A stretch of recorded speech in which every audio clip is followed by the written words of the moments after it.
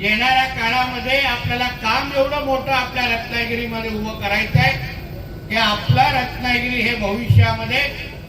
भारतीय जनता पक्षाचा बालेकिल्ला म्हणून ओळखला गेला पाहिजे। त्या दिशेने आपल्याला वाटचाल करायची आहे।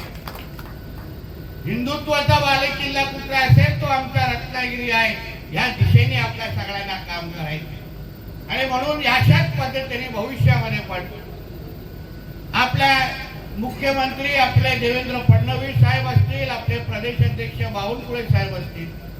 आपले कार्यकारी अध्यक्ष आपले रवी चव्हाण साहेब असतील, या आपल्या सगळ्यात प्रमुख नेत्यांच्या नेतृत्वाखाली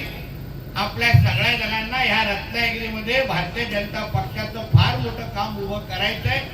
आणि सातत्याने अशा पद्धतीचे कार्यक्रम अगर आपण घेत राहिलो तर मला विश्वास आहे येणाऱ्या प्रत्येक निवडणुकीमध्ये या रत्नागिरीमध्ये भारतीय जनता पक्ष हा एक नंबरचाच पक्ष राहील असा माझा ठाम विश्वास आहे, ठाम विश्वास।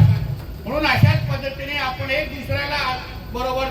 धरून किंवा एक दुसऱ्याच्या खांद्याला खांदा लावून आपल्याला आपल्या पक्षाचं काम इथे उभं करण्याची जबाबदारी आपल्या प्रमुख नेत्यांनी दिलेली आहे।